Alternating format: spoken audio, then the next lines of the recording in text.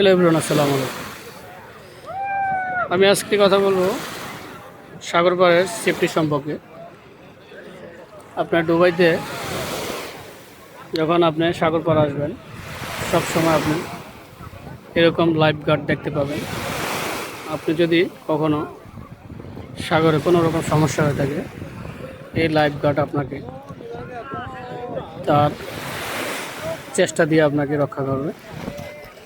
আর একটি হচ্ছে গিয়া আপনার এই যে এগুলো দিয়ে আপনার সাগরটা আপনার এরিয়াটা আপনার চিহ্ন দেওয়া হচ্ছে। আপনার এই চিহ্নর আপনার ওই পাশে যেতে পারবেন না। এই চিহ্নর ভিতরে আপনার সেফটি।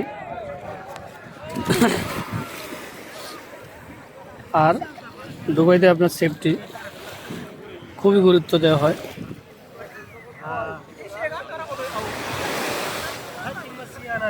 এই সাগর পাড়ে একটি কবুতর